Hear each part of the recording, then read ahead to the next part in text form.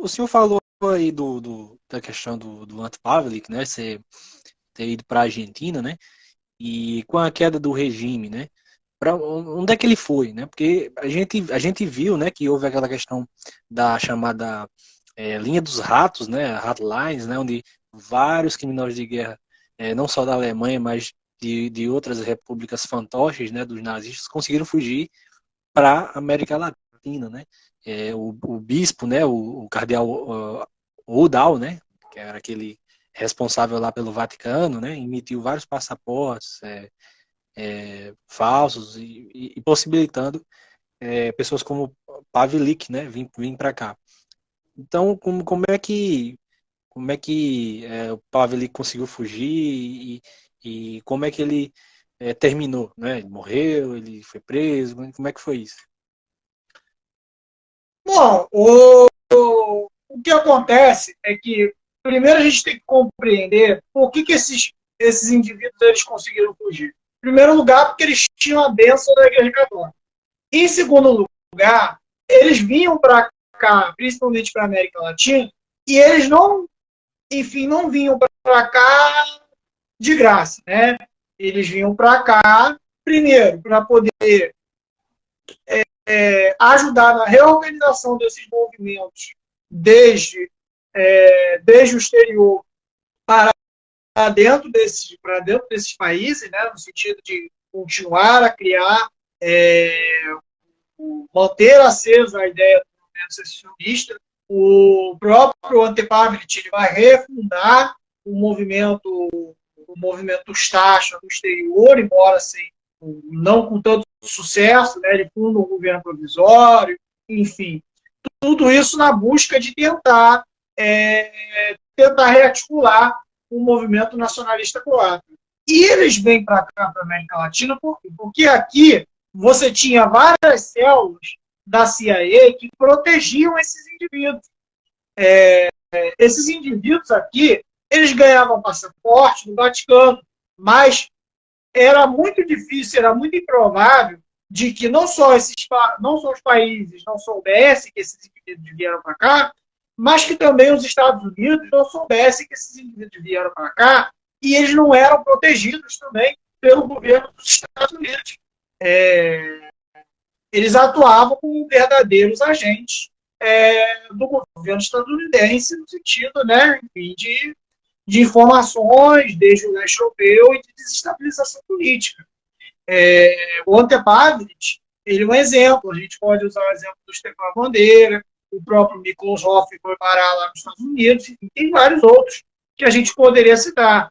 Criminosos de guerra que foram parar nos Estados Unidos e funcionavam como, enfim, como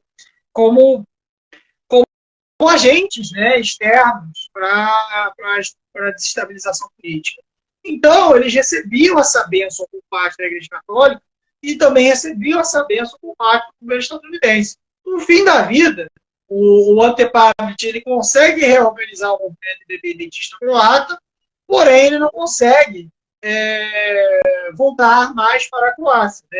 Ele não consegue ter essa capacidade, e o movimento Ustacha também não consegue ter uma entrada dentro da Croácia, pelo menos não inicialmente, nas décadas de 50 e 60. Enfim, no final ele acaba também, em uma medida também, morrendo na Argentina, ajudando também a organizar alguns dos grupos que seriam posteriormente os grupos de repressão da própria ditadura militar na Argentina.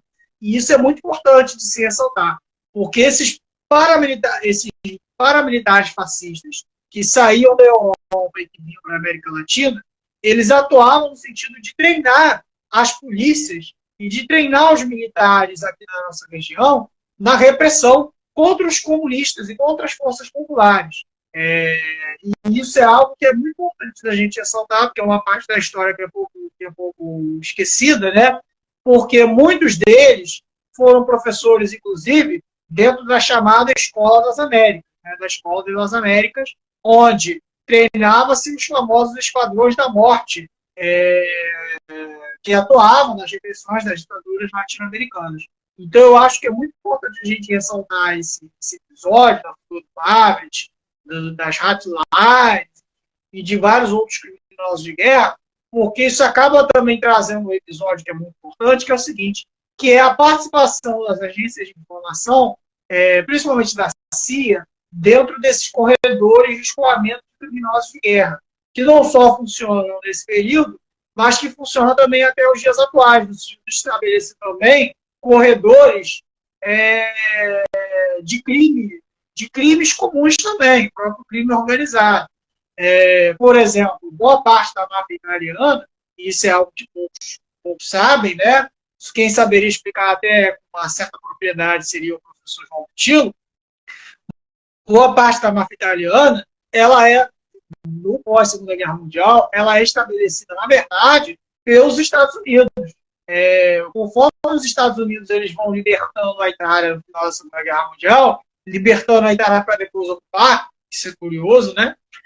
Conforme eles vão libertando a Itália, eles vão estabelecendo os comandos da máfia dos Estados Unidos dentro da Itália. E vai ser essa máfia, junto com a Igreja Católica, que vai favorecer o quê? Essa conexão entre esses criminosos de guerra que vão sair da Europa e que vão vir para a América Latina, que vão ter contato justamente com grupos criminosos que também se articulavam aqui na América Latina. Quem é que vai estabelecer as rotas aqui na América Latina no tráfico de drogas e no tráfico de armas e de grupos paramilitares que vão se estabelecer nas ditaduras militares?